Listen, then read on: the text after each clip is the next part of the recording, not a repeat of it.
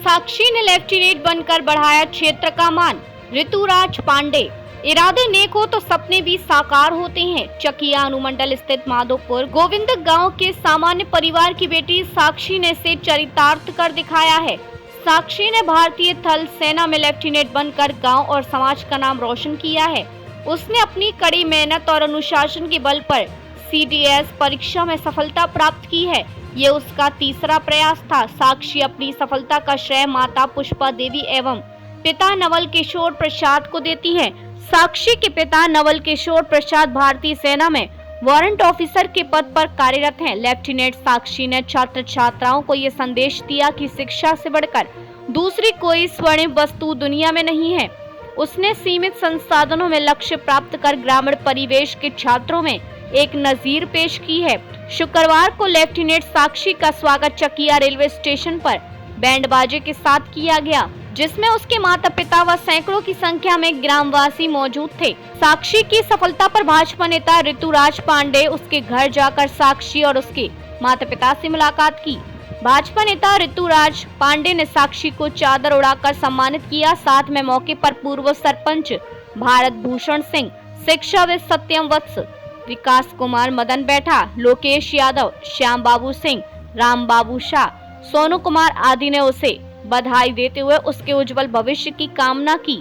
देखिए, सबसे पहले तो मैं नमस्कार करूंगा जितना भी आपके माध्यम से दर्शक देख रहे हैं उनको। साक्षी की हार्दिक इच्छा थी शुरू से ही फौज में जाना, क्योंकि उनके दादाजी भी फौज में थे, उनके पिताजी, उनके चाचा जी सभी फौज में थे। वो एक लेडी अफसर को देखी थी, कोलकाता में थी, तो तभी से इसके दिमाग में बैठ गया कि मैं भी एक दिन आर्मी अफसर बनूंगी।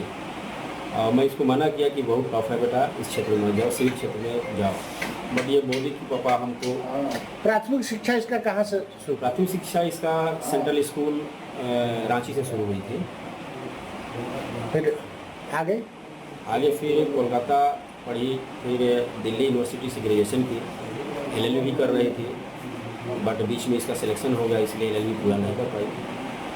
CDS की तैयारी कहाँ से की? दिल्ली से की। दिल्ली से। आपका परिचय?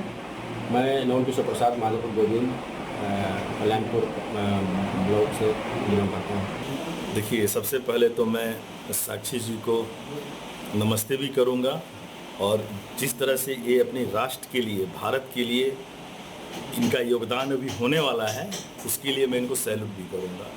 बहुत ही हमारे, विशेषकर हमारे चंपारण की धरती, हमारे 16 कल्याणपुर विधानसभा के लिए और इस गांव के लिए बहुत ही गर्व की बात है। और उसके साथ साथ साक्षी जी के परिवार, साक्षी जी के पिताजी नवल जी को भी मैं दिल से शुभकामना देता हूँ, बधाई देता हूँ कि इन्होंने अपने बच्ची को पढ़ाकर इस योग बनाया है। इसके साथ मैं समाज के हर एक वर्ग के, हर एक लोगों के गार्जियन से मैं निवेदन करूंगा, दोनों हाथ जोड़कर, कि बच्चे हो, बच्ची हो या बच्चियाँ हो, लड़के हो या लड़कियाँ हो, अपना पहला कर्तव्य है शिक्षा। आप बच्चों को पढ़ाइए। आमतौर पे हम देखते हैं कि अपने गांव में, और कि बच्चे जैसे ही 17-18 साल की लड़कियां हो जाती हैं, 19 साल की हो जाती हैं, तो हमारे पिताजी लोग परेशान हो जाते हैं कि कैसे भी हमको बच्ची की शादी करना है। हम कहीं जाकर बैठते भी हैं तो बातें होती हैं कि पांडे जी देखिए ना, कोई अच्छा सा लड़का मिले तो। अब क्या समझाएं? उन लोगों को सीखना चाहिए कि बच्चियाँ बोझ नहीं होती हैं, बच्चियों को पढ़ाइए, उस योग बनाइए। और मैं साक्षी जी से मिला, बहुत अच्छा लगा, और साक्षी जी को भी मैंने कहा है कि आप भी मोटिवेट कीजिए लोगों को और बताइए।